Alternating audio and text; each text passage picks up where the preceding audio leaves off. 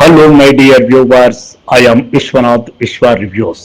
తిరుమల సుందర శ్రీరంగనాథ్ అంటే సినిమా ప్రియులకే కాదు, మామూలు పాఠకులకి ప్రేక్షకులకు కూడా ఆయన ఎవరో తెలియకపోవచ్చు. ఎందుకంటే ఇప్పటి తరంలో రంగనాథ్ అనేవాడు నటుడనే సంగతి కూడా చాలా మందికి గుర్తుండకపోవచ్చు. కానీ 1980 ప్రాంతంలో ఉన్నటువంటి యువతరానికి, ఇప్పటి వృద్ధతరానికి శ్రీ రంగనాథ్ ఎవరో తెలుసు. ఆయన ఒక సినిమా నటుడు కాకుండా రచయిత, కవి కూడా. ఆయన జీవితం గురించి ఇప్పుడు మనము ఈ రోజు అంటే డిసెంబర్ 19, 2015లో ఆయన గురించి తెలుసుకునే అవసరం ఉంది కాబట్టి తెలుసుకుంటున్నాం. ఎందుకంటే ఆయన వర్ధంతి రోజు కాబట్టి.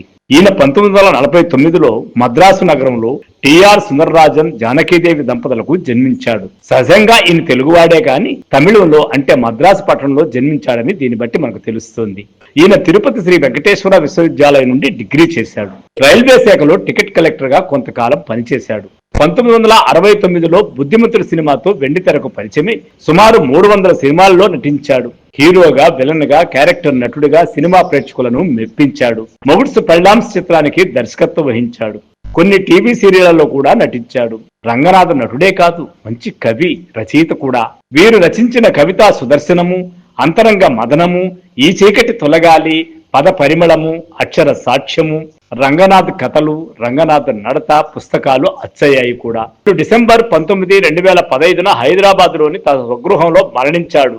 కవిగా రంగనాథ్ సినీ నటి కేఆర్ విజయ్ గారి నవ్వుని గురించి తమిళలో మోహన పునుగై అంటారు. ఆవిడ నవ్వుపై రంగనాథ్ గారు రాసిన కవిత ఇది. కలకండ తొట్టిలో మంచి గంధం మట్టి వేసి, నిండు పున్నమి నాటి వెండి వెన్నెల మొక్క నాటి, పుట్ట తేనెల నీరు పోసి, వెన్న ముద్దల ఎరువు వేసి, నవరత్న రాసుల ఎండలో, పన్నీటి జల్లుల వానలో ఉంచి పెంచి పోషిస్తే దానికి పూచే నవ్వు పేరేమి, పువ్వు పేరేమి, కేఆర్ విజయ నవ్వుగాక మరేమి అంటాడు. నర్మగర్భంగా, భావగర్భంగా, రసమయాత్మకంగా రంగనాథ్ రచించిన ఈ కవిత బాగా పాపులర్. ఒకసారి ఎన్ గోపి అంటే ఆయన పెద్ద రచయిత వాళ్ళ ఇంటికి వెళ్ళినప్పుడు గోపి గారి భార్య మాటల సందర్భంలో ఒక నాని 2-3 లైన్ల కవిత్వాన్ని నాని అంటాము వినిపించారు. అది రంగనాథ్ గారికి చాలా అద్భుతంగా అనిపించింది. అది వివాహమా, ఎంత పని చేశావు, పుట్టింటికి నన్ను అతిథిని చేశావు. ఆ తర్వాత ఈ సంఘటన ఇచ్చిన ఉత్సాహంతో రంగనాథ్ గారు కూడా కొన్ని నానీలను రాశారు. ఇంతమందిపై కవిత్వం రాస్తారు, నాపై కవిత్వం రాయరా అంటూ వారి సతీమణి చైతన్య గారు అడిగేవారట. కానీ తను వేరెవరో అనిపించుకోకపోవడంతో అలా కవిత్వం లాంటిది ఏదైనా రాయాలని అనిపించలేదట. కానీ మొదటిసారి ఆమె తన పెద్ద కూతురు కాన్పు కోసం బెంగళూరు వెళ్ళినప్పుడు రంగనాథ్ గారు సతీమణి లేకుండా ఒంటరిగా గడపవలసి వచ్చిందట. ఆ సమయంలో ఆమె లేని లోటు తన జీవితంలో ఎలా ఉందో ఒక ఉత్తరంలో రాసిన ఆ ప్రేమలేఖ తాతయ్య ప్రేమలేఖగా సాహిత్యంలో నిలిచిపోతుంది.